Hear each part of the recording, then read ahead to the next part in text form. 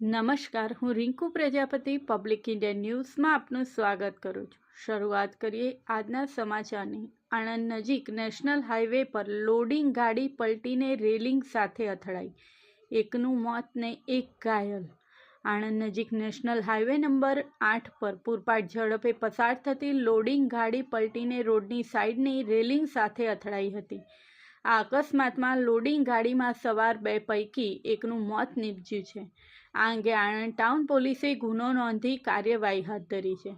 મહારાષ્ટ્રના નાસિક જિલ્લામાં આવેલ ઇન્ડોરી પંથકમાં રહેતા 25 વર્ષીય રાહુલ જ્ઞાનેશ્વર કાંઠે અને કિશોર બાલુ ગાંગોળે ગતરોજ રાત્રિના સમયે પિકઅપ લોડિંગ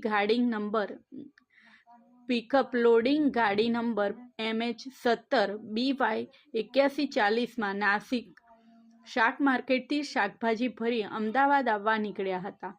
દરમિયાન લોડિંગ ગાડી કિશોર બાલુ ગાંગોળે ચલાવતા હતા। તેઓ સવારના સમયે આણંદ નેશનલ હાઈવે નંબર 8 પર સામરખા ચોકડી નજીકથી પૂરપાટ ઝડપે પસાર થઈ રહ્યા હતા। તે વખતે ચાલક કિશોર ગાંગોળે એકાએક સ્ટેરિંગ પરનો કાબુ ગુમાવતા લોડિંગ ગાડી પલટી ગઈ હતી અને રોડની સાઈડની રેલિંગ સાથે અથડાઈ હતી।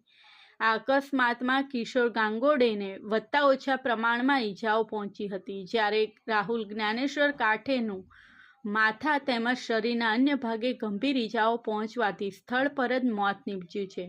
આ બનાવ અંગે જ્ઞાનેશ્વર ગોપીનાથ કાંઠેની ફરિયાદના આધારે આણંદ ટાઉન પોલીસે લોડિંગ ગાડીના ચાલક રાહુલ જ્ઞાનેશ્વર કાંઠે વિરુદ્ધ ગુનો નોંધી કાયદેસરની કાર્યવાહી હાથ ધરી છે। આ સાથે આજના સમાચારને અહીં સમાપ્ત કરીએ છીએ।